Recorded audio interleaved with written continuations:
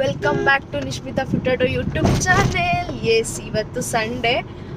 ಪೂಜೆಗೆ ಹೋಗಿ ಪೂಜೆ ಮುಗಿಸ್ಕೊಂಡು ಸ್ವಲ್ಪ ಲೈನಿಂಗ್ ಎಲ್ಲ ಬೇಕಿತ್ತು, ಅದೆಲ್ಲ ಬಟ್ಟೆ ಸ್ಟಿಚ್ ಮಾಡೋದಕ್ಕೆ ಬೊಟಿಕಿಗೆ. ಸೊ ಹಾಗಾಗಿ ತಗೊಂಡು ಮನೆಗೆ ಹೋಗ್ತಾ ಇದ್ದೀವಿ. ಸೊ ಆಯಿತು, ಮುಗೀತು. ಮೇಕಪ್ ಕೋರ್ಸ್ ಎಲ್ಲ ಮುಗಿಸ್ಕೊಂಡು ಸರ್ಟಿಫಿಕೇಶನ್ ಕೂಡ ಆಯಿತು 22nd. ವ್ಲಾಗ್ ಮಾಡಿದ್ದೀನಿ ಬಟ್ ಇನ್ನೂ ಅಪ್ಲೋಡ್ ಮಾಡಿಲ್ಲ. ಯಾಕೆ ಅಂತಂದರೆ 4 yearsಯಿಂದ ನಾನು ವೆಯ್ಟ್ ಮಾಡ್ತಾ ಇದ್ದೆ. 2021 ನಾನು ಬೇಸಿಕ್ ಟು ಅಡ್ವಾನ್ಸ್ ಕೋರ್ಸ್ನ ಮುಗಿಸಿದ್ದೆ ಆಲ್ರೆಡಿ. ಅದಾದ ನಂತರ 3 ಮಾಸ್ಟರ್ ಕ್ಲಾಸಸ್ ಕೂಡ ಮುಗಿಸಿದ್ದೆ. ಲಕ್ಷ್ಮೀ ಶೆಟ್ಟಿ ಮ್ಯಾಮ್ ಹತ್ರನೂ ಮುಗಿಸಿದ್ದೆ ನಾನು ಜೂನಲ್ಲಿ, 2024 ಜೂನಲ್ಲಿ. ಸೊ ನನಗೆ ಆ ಜೂನ್ ಮಾಸ್ಟರ್ ಕ್ಲಾಸಸ್ ಅಟೆಂಡ್ ಆದಮೇಲೆ ನಂಗನ್ನಿಸ್ತು ಅವರು ಮಾಸ್ಟರ್ ಕ್ಲಾಸಲ್ಲೇ ಇಷ್ಟು ಚೆನ್ನಾಗಿ ಮಾಡಿದ್ದಾರೆ ಅಂದಮೇಲೆ ಬೇಸಿಕ್ ಟು ಅಡ್ವಾನ್ಸ್ ಕ್ಲಾಸಸ್ಸಲ್ಲಿ ಹೇಗೆ ತಗೊಳ್ತಾರೆ, ಹೇಗೆ ಮಾಡಬಹುದು ಅಂತ ಅವ್ರದ್ದು ಇದಕ್ಕೆ ನಾನು ಜಾಯಿನ್ ಆಗಲೇಬೇಕಂತ ಇದ್ದೆ 1 month ಕೋರ್ಸಿಗೆ. ಸೊ ಹಾಗಾಗಿ ಫೈನಲಿ ಅದಕ್ಕೂ ಜಾಯಿನ್ ಆಗಿ ಅದನ್ನು ಕೂಡ ತುಂಬ ಸಕ್ಸಸ್ಫುಲ್ಲಾಗಿ ಮುಗಿಸಿದ್ದೀನಿ. ಹಾಗೆ 4 yearsಯಿಂದ ಅಂದ್ಕೊಂಡಿದ್ದೆ ಸ್ಟುಡಿಯೋ ಓಪನ್ ಮಾಡಬೇಕು, ಮೇಕಪ್ ಅಕಾಡೆಮಿ ಓಪನ್ ಮಾಡಬೇಕು ಅಂತ ಹೇಳ್ಕೊಂಡು. ಸೊ ನಿನ್ನೆಯಿಂದ ಶಾಪ್ಸ್ ನೋಡಿದ್ವಿ. ತುಂಬ ಅಂದರೆ ತುಂಬಾ ರೆಂಟ್ ಹೇಳ್ತಾ ಇದ್ದಾರೆ. ಆ ರೆಂಟ್ ಕಟ್ಟೋಷ್ಟ್ರೊಳಗೆ ನಮಗೆ ಸಾಕಾಗ್ಬಿಡುತ್ತೆ. ಬೊಮ್ಮಸಂದ್ರದಲ್ಲೆಲ್ಲ ಏನು ಅಷ್ಟೇನು ದೊಡ್ಡದಿಲ್ಲ, 1200 ಸ್ಕ್ವೇರ್ ಫೀಟಿಗೆಲ್ಲ 60,000 65,000 ಆ ಥರ ಇದೆ. ಸೊ ಹಾಗಾಗಿ ನಿನ್ನೆ ಹುಡುಕಿ ಲಾಸ್ಟಿಗೆ ಚಂದಾಪುರದಲ್ಲಿ ಒಂದು ಶಾಪ್ ನೋಡಿದ್ದೀವಿ. ತುಂಬ ಚೆನ್ನಾಗಿದೆ, ನನಗೆ ಹೇಗೆ ಬೇಕಿತ್ತು ಹಾಗೇ ಇದೆ. ಸೊ ನಾನು ಅಲ್ಲಿದು ರೆಂಟೆಲ್ಲ ಹೇಳಲ್ಲ. ಸೊ ಚೆನ್ನಾಗಿದೆ, ಚೆನ್ನಾಗಿ ಸಿಕ್ಕಿದೆ ಅಂತ ಕೂಡ ಹೇಳ್ಬೋದು. ಆದಷ್ಟು ಬೇಗ ಓಪನ್ ಮಾಡ್ತೀನಿ, ನನ್ನ ಡ್ರೀಮ್ ಟ್ರೂ ಆಗಲಿ ಅಂತ ಹೇಳ್ಕೊಂಡು ನಾನು ದೇವ್ರ ಹತ್ರ ಬೇಡ್ತೀನಿ. ಸೊ ನೀವು ಕೂಡ ಬ್ಲೆಸ್ ಮಾಡಿ ನನಗೆ. ಸೊ ಯಾರ್ಯಾರಿಗೆಲ್ಲ ಜಾಯಿನ್ ಆಗ್ಲಿಕ್ಕೆ ಇಷ್ಟ ಇದೆ ಆದಷ್ಟು ಬೇಗ ಸೀಟ್ನ ಬುಕ್ ಮಾಡ್ಕೊಳ್ಳಿ. ಯಾಕೆ ಅಂತ ಹೇಳಿದರೆ, ನಾನು ಈಗ ಮಾಡ್ಕೊಂಡು ಬಂದಿರೋ ಕೋರ್ಸ್ ಬಂದ್ಕೊಂಡು ಇಂಟರ್ನ್ಯಾಷನಲ್ ಸರ್ಟಿಫೈಡ್ ಕೋರ್ಸು. ಅದರಲ್ಲಿ ಏನೇನು ಆ್ಯಡ್ ಆನ್ ಆಗುತ್ತೆ ಅಂತ ಹೇಳಿದರೆ, basic to advance hair style, ಹಾಗೆ makeup, sari draping, sari box folding, floral art ನೋಡಬೇಕು, ಇನ್ನೂ ಆಪ್ಷನಲ್ ಇಟ್ಟಿದ್ದೀನಿ. ಹಾಗೆ 5,000 ವರ್ತ್ ಗುಡೀಸ್ ಕೊಡ್ತೀನಿ ಗಿಫ್ಟಾಗಿ. ಮತ್ತು ಸ್ಯಾರಿ ಹ್ಯಾಂಗರ್ ಫೋಲ್ಡ್ ಅದನ್ನು ಹೇಳ್ಕೊಡ್ತೀನಿ. ಸೊ ಇಷ್ಟು ನಿಮಗೆ ಆ್ಯಡ್ ಆನ್ ಆಗಿರುತ್ತೆ. ಅದರಲ್ಲೇ HD ಮೇಕಪ್ ಆಗಲಿ, ಏರ್ ಬ್ರಷ್ ಮೇಕಪ್ ಆಗಲಿ, ಹಾಗೆ ವಾಟರ್ ಪ್ರೂಫ್, ಸ್ವೆಟ್ ಪ್ರೂಫ್ ಎಲ್ಲದೂ ಆ್ಯಡ್ ಆನ್ ಆಗಿರುತ್ತೆ. ಯಾಕಂದರೆ ಬೇಸಿಕ್ ಟು ಅಡ್ವಾನ್ಸಲ್ಲೇ ಬಂದಿರುತ್ತೆ ಅದೆಲ್ಲ. ಸೊ ಹಾಗಾಗಿ ಇದಿಷ್ಟು ನಿಮಗೆ ಹೇಳ್ಕೊಡ್ತೀನಿ. ಫೀಸು ಈಗ ನಾನು ಅಟ್ ಪ್ರೆಸೆಂಟು ಫಸ್ಟ್ ಬ್ಯಾಚ್ ಆಗಿರೋದ್ರಿಂದ ಆಫರ್ ಆಗಿ 55,000ನ ಚಾರ್ಜಸ್ ಮಾಡ್ತೀನಿ. ನೆಕ್ಸ್ಟ್ ಕೋರ್ಸಿಂದ 100% ಜಾಸ್ತಿ ಆಗೇ ಆಗುತ್ತೆ.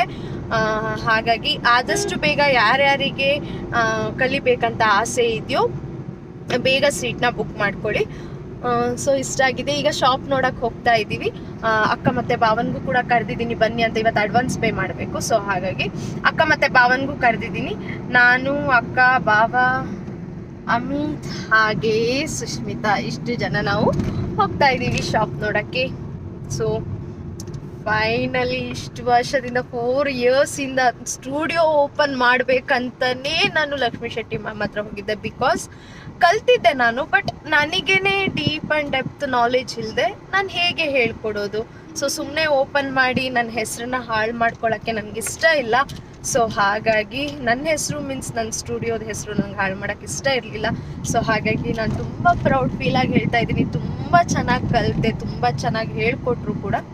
ಸೊ ಹಾಗಾಗಿ ಆದಷ್ಟು ಬೇಗ ಸೀಟ್ನ ಬುಕ್ ಮಾಡ್ಕೊಳ್ಳಿ. ಇವತ್ತಿನ ದಿನ ಹೇಗಿರುತ್ತೆ, ಹೇಗೆ ಸ್ಪೆಂಡ್ ಮಾಡ್ತೀನಿ ಅಂತ ಈ ವಿಡಿಯೋದಲ್ಲಿ ಶೇರ್ ಮಾಡ್ಕೊಳ್ತೀನಿ. Let's go. ಸೊ ಬಂದ್ರು. ಇದ್ರಲ್ಲಿ ಸೌಂಡ್ ಮಾಡೋದಿಲ್ವಾ? ಪಿ ಪಿ ಪಿ ಪಿ ಅಂತ ಬಾವಗಾರು ಅದ್ರ ಮೇಲೆ ಮಾಡುತ್ತಾ? ಹೇಳೆ ಅಂತಾರೆ ನೋಡಿ, ಎಷ್ಟು ಚಂದ ಮಾಡಿ ಕರೆದೆ. ಹೇಳೆ ರೆಸ್ಪೆಕ್ಟು ಗಟ್ಟದ ಮೇಲೆ ಅವರು ಎಂತ ಗೊತ್ತಾಯ್ತು, ಹೇಳಲೇಬೇಕು. ಹೇಳ್ತೀನಾ? ಈ ಗಟ್ಟದ ಮೇಲೆ ಅವ್ರು ಅಲ್ಲ, ಗಟ್ಟದ ಕೆಳಗಡೆ ಅವರು. ನಾವೆಲ್ಲಾದ್ರೂ ಊರಿಗೆ ಹೋದ್ರೆ ಅವ್ರಿಗೆ ಅರ್ಥ ಆಗಲ್ಲ. ಗಟ್ಟದ ಕೆಳಗಡೆ ಅವ್ರು ಅಂದ್ರೆ ಲೈಕ್ ಮಲೆನಾಡು, ಕುಂದಾಪುರ ಅಲ್ಲ, ಮಲೆನಾಡು ಅಲ್ಲ ಬೋಜಿ, ಮಲೆನಾಡು ನಿಮ್ದು ಹೋಗುತ್ತೆ. ಕುಂದಾಪುರ ಆ ಕಡೆ ಎಲ್ಲ ಇರ್ತಾರೆ ಅಲ್ವಾ, ಮಂಗಳೂರು ಆ ಕಡೆ ಅವರೆಲ್ಲ. ಊರಿಗೆ ಹೋದ್ರೆ ಎಲ್ಲಾದ್ರೂ ಯಾರಾದ್ರೂ ಸಿಕ್ಕಿದ್ರೆ, ಗೊತ್ತಿರೋರು ಪರಿಚಯದವ್ರು ಸಿಕ್ಕಿದ್ರೆ ಸಿಕ್ಕಿದ್ರೆ ಎಂತ ಹೇಳ್ತಾರೆ ಗೊತ್ತಾ, ಅದೊಂದು ಕಾಮಿಡಿ ಹೇಳ್ತಾ ಇರೋದು ಅಷ್ಟೇ, ನಾನು ಅದನ್ನ ಇದ್ ಮಾಡಿ ಮಾತಾಡ್ತಾ ಇಲ್ಲ. ಎಂತ ಅಂತ ಹೇಳ್ತಾರೆ ಗೊತ್ತಾ, ಏನ್ ಮಗ ಬಂದ್ಯಾ, ಹೇಗಿದ್ಯಾ, ಅಮ್ಮ ಹೆಂಗಿದ್ರು ಅಂತ ಕೇಳ್ತಾರೆ ಆಯ್ತಾ. ಅದೇ ಘಟ್ಟದ ಮೇಲೆ ಈ ನಗರ, ಹೊಸನಗರ, ಶಿವಮೊಗ್ಗ ಆ ಕಡೆ ಹಾ ಮಧ್ಯಾಹ್ನ ಅಂತ ಹಂಗೆ ಮಾತಾಡೋದು. ಅವಾಗ ಹೆಂಗ್ ಉರಿಯುತ್ತೆ ಗೊತ್ತಾ. ನಿನಗೆ ಇನ್ನೊಂದು ಗೊತ್ತಾ, ಎಂತ? 16 ಜನ. ಹೌದಪ್ಪ, ಸತ್ಯವಾಗಿ ಹೂನಪ್ಪ. ನಿನಗೆ ಗೊತ್ತಾ, ಸ್ವೀಟ್ ನೀರ್ ಜನನೇ ಬೇರೆ ತರ, ಉಪ್ಪು ನೀರವ್ರು ಒಂಥರ ಉಪ್ಪು ತರ ಅವರು. ಉಪ್ಪು ನೀರ್ ಜನ ಹಂಗೆ ಎಂತದು ಇಲ್ಲ. ಇನ್ನೊಂದ್ಸತಿ ಹೇಳು. ರುಚಿಗೆ ತಕ್ಕಷ್ಟೇ ಮಾತಾಡ್ತೀವಿ. ಅದೇ ರುಚಿಗೆ ತಕ್ಕಷ್ಟೇ ತಗೊಂಡ್ರೆ ತಾನೆ. ಸಮುದ್ರದಲ್ಲಿರೋ ಸುಮ್ನೆ ಕಾಮಿಡಿ ಮಾಡ್ದೆ, ಇದನ್ನ ಯಾರು ಸೀರಿಯಸ್ ಆಗಿ ತಗೋಬೇಡಿ. ಸೀರಿಯಸ್ ಆಗಿ ತಗೊಳ್ಳಿ. ಇಲ್ಲ ಸೀರಿಯಸ್ ಆಗಿ ತಗೋಬೇಡಿ, ಜಸ್ಟ್ ಕಾಮಿಡಿ ಮಾಡ್ದೆ ಅಷ್ಟೇ. ಸೊ ನೋಡ್ತಾ ಇರಬಹುದು, ಇದೇ ಶಾಪ್ ನೋಡಿರೋದು. ಫಸ್ಟು ಇಲ್ಲಿ ಡ್ಯಾನ್ಸ್ ಕ್ಲಾಸ್ ಆಗ್ತಿತ್ತಂತೆ. ಸೊ ಈ ಥರ ರೂಮ್ ಎಲ್ಲ ಆಲ್ರೆಡಿ ರೆಡಿ ಇದೆ. ಈ ಕಡೆನೂ ರೆಡಿ ಇದೆ, ಈ ಕಡೆನೂ ರೆಡಿ ಆಗಿದೆ. ಈ ಥರ ಇದೆ. ಸೊ ಫಸ್ಟ್ ಡ್ಯಾನ್ಸ್ ಕ್ಲಾಸ್ ಇರೋದ್ರಿಂದ ಮಿರರ್ ಇದೆ ಇಲ್ಲಿ, ಅದು ಆ್ಯಡ್ ಮಾಡಿ ಇಟ್ಟಿದ್ದಾರೆ. ವಾಶ್ರೂಮ್ ನೀಟಾಗಿದೆ. ಸೊ ಇಲ್ಲಿ ಪಾರ್ಟಿಷನ್ ಮಾಡಿ ಅಲ್ಯೂಮಿನಿಯಮ್ದು ಹಾಕಿ ಮಾಡಿದ್ದಾರೆ. ಸೊ ಇಲ್ಲಿ ನಾನು ಸ್ಕ್ರೀನ್ ಏನಾದ್ರು ಹಾಕಿ ಮಾಡೋಣ ಅಂತ ಯೋಚನೆ ಮಾಡ್ತಾ ಇದ್ದೀನಿ. ಮೇನ್ ರೋಡಲ್ಲಿದೆ. ಬಿಗ್ ಮಾರ್ಟ್ ಅಪೋಸಿಟ್ ಅಲ್ಲೇ, ಚಂದಾಪುರದಲ್ಲಿರೋ Big Mart opposite, KB stop ಹತ್ರ.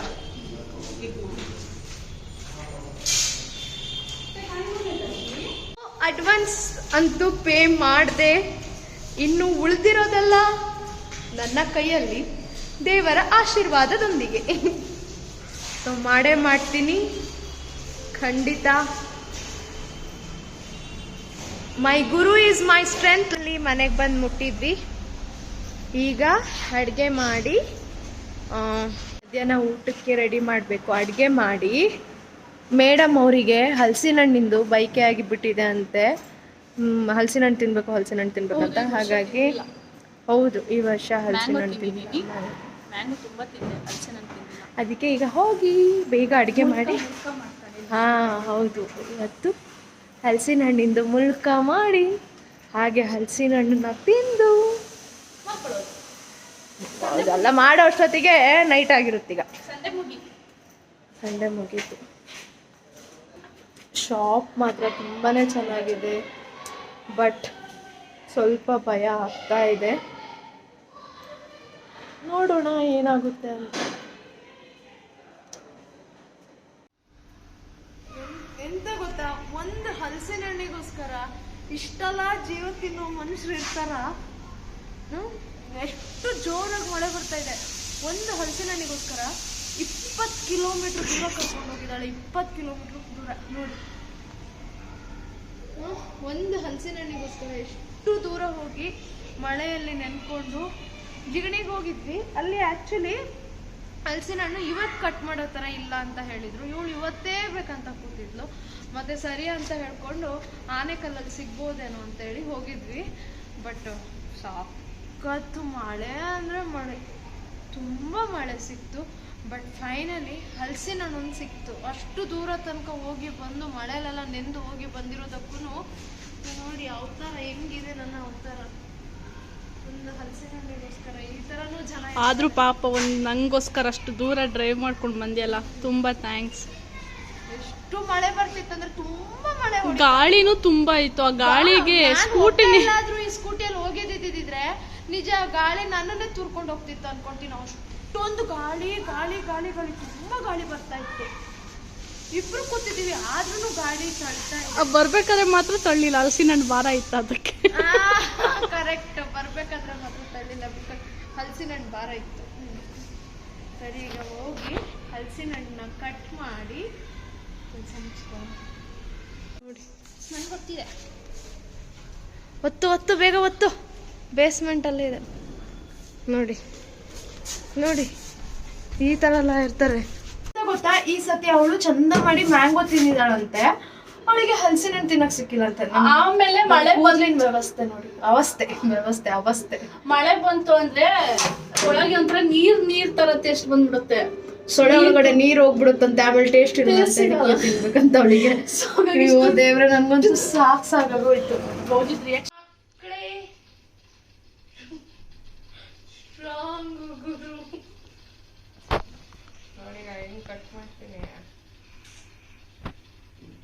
ಈಗ ಒಂದ್ ವೇಳೆ ಕಾಯಿ ಇದ್ರೆ ಏನ್ ಮಾಡೋದು? ಅದ್ ಕಾಯಿರಕ್ ಸಾಧ್ಯನೇ ಇಲ್ಲ, ಅದು ಒತ್ತಿದ್ರೆ ಒಳಗ್ ಹೋಗ್ತೈತೆ. ಸುಣ್ಣ ಹಾಕ್ಬಿಟ್ಟು ಹಣ್ಣು ಮಾಡಿದ್ರು ಏನೋ ಒಂದು ಹಲಸಿನ ಹಣ್ಣು ಇಂಪಾರ್ಟೆಂಟ್. ಇವಾಗ ಕಟ್ ಮಾಡು.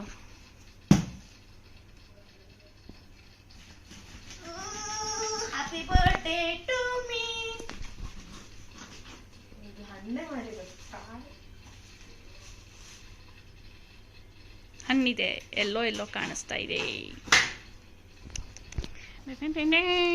ಹಸಿನಣ್ಣು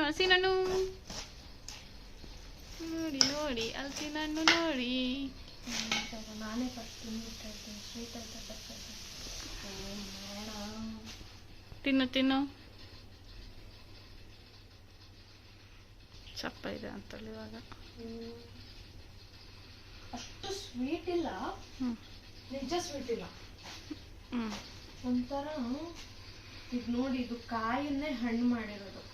ಮೇಣ ನೋಡಿ ಹೆಂಗೆ ಇಳಿತಿದೆ, ಹೆಂಗೆ ಇಳಿಯಲ್ಲ. ಏನು ಮಾಡಕ್ ಆಗಲ್ಲ ನಿಶ್ಮಿತ, ಸಿಕ್ಕಿದ್ದು ಪಂಚಾಮೃತ ಅಂತ ಅಂದ್ಬಿಟ್ಟು ತಿನ್ಬೇಕಷ್ಟೆ.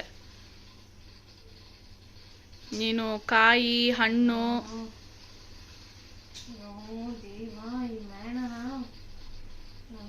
ಅದು ಇನ್ನೊಂದು ಬ್ಲ್ಯಾಕ್ ಬ್ಯಾಗ್ ತಕೋ, ಡೈರೆಕ್ಟ್ ಅದ್ರ ಒಳಗಡೆ ಹಾಕ್ಬೋದು. ಕೊಡು ಬಾ, ನಾನು ವಿಡಿಯೋ ಮಾಡ್ತಾ ಇದ್ದೀನಿ.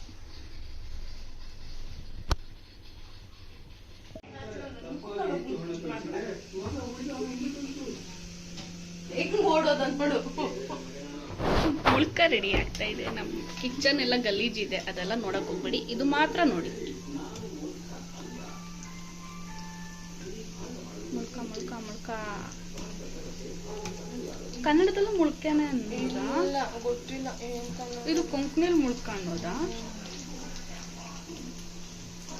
ಹಲಸಿನ ಹಣ್ಣಿನ ಮುಳ್ಕ. ಹಿಟ್ಟು ನೋಡಿ ಈ ತರ ರೆಡಿ. ಇದಕ್ಕೇನೆಲ್ಲ ಹಾಕಿದ್ಯಾ? ಹಂಗೆ ಸುಮ್ಮನೆ ಹೇಳ್ಕೊಂಡು ಹೋಗು. ಇದಕ್ಕ ಕಾಯಿಗೆ ಫಸ್ಟ್ ಇದಕ್ಕೆ ಅಕ್ಕಿಗೆ ಹಲಸಿನ ಅಕ್ಕಿ ನೆನೆಯಕ್ಕೆ ಇಟ್ಟಿದ್ದೆ, ಬೆಳಿಗ್ಗೆನೆ ನೆನೆಯಕ್ಕೆ ಇಟ್ಟಿದ್ದೆ. ಹಲಸಿನ ಹಣ್ಣಿಗೆ ಇದು ಹಾಕಿದ್ದೆ, ಏನು ಅಕ್ಕಿಗೆ ಹಲಸಿನ ಹಣ್ಣು ಹಾಕಿದ್ದೆ, ಎಷ್ಟು ಬೇಕಷ್ಟು ಹಾಕ್ಬಿಟ್ಟು ಕಾಯಿ, ಏಲಕ್ಕಿ, ಬೆಲ್ಲ ಇದಿಷ್ಟನ್ನ ಸಪ್ರೇಟ್ ಆಗಿ ರುಬ್ಕೊಂಡು ಅದನ್ನು ರುಬ್ಕೊಂಡು ನೀಟಾಗಿ ಮಿಕ್ಸ್ ಮಾಡ್ಕೊಂಡಿರೋದು ಅಷ್ಟೇ. ಸ್ವಲ್ಪ ಸೋಡಾ, ಸ್ವಲ್ಪ ಉಪ್ಪು ಹಾಕಿ, ಉಪ್ಪು ನೋಡ್ಕೊಂಡು ಹಾಕ್ಬೇಕು, ಯಾಕಂದ್ರೆ ಬೆಲ್ಲದಲ್ಲಿ ಉಪ್ಪಿರುತ್ತೆ. ರುಬ್ಬೇಕಾದ್ರೆ ನೀರ್ ಹಾಕ್ಬಾರ್ದು.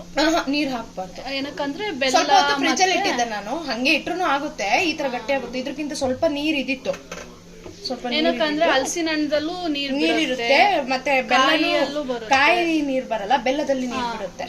ಸೊ ಹಂಗಾಗಿ ಹಾಕಕ್ ಹೋಗಿಲ್ಲ. ಅಕ್ಕಿಗೆ ನೀರ್ ಹಾಕಿಲ್ಲ, ಹಲಸಿನ ಹಣ್ಣು ಹಾಕಿನೇ ರುಬ್ಕೊಂಡ್ ಬಿಟ್ಟಿದ್ದೆ. ಅವಾಗ ಸ್ವಲ್ಪ ಹಲಸಿನ ಹಣ್ಣು ನೀರ್ ಬಿಡುತ್ತಲ್ಲ, ಹಂಗಾಗಿ ನೀಟಾಗಿ ನೈಸ್. ತುಂಬಾ ತರಿನೂ ಇರಬಾರ್ದು, ತುಂಬಾ ನೈಸೂನು ಇರಬಾರ್ದು. ಇಡ್ಲಿಗೆಲ್ಲ ರುಬ್ತೀವಲ್ಲ ಒಂದ್ ಸ್ವಲ್ಪ, ರವದ್ಕಿಂತ ಸ್ವಲ್ಪ ನೈಸ್ ಆಗ್ಬೇಕು. ಮುಳ್ಕ ರೆಡಿ ಆಯ್ತು. ಈ ತರ ಬರುತ್ತೆ ಬೆಂದಾದ್ಮೇಲೆ. ಒಳಗೆ ಹೆಂಗಿರುತ್ತೆ ಗೊತ್ತಾ? ಅಲ್ಲ ಹೆಂಗೆ ಹೇಳಿ ನಾನು, ಈ ತರ ಇರುತ್ತೆ ನೋಡಿ, ಬಿಸಿ ಇದೆ, ಚೆನ್ನಾಗಿರುತ್ತೆ.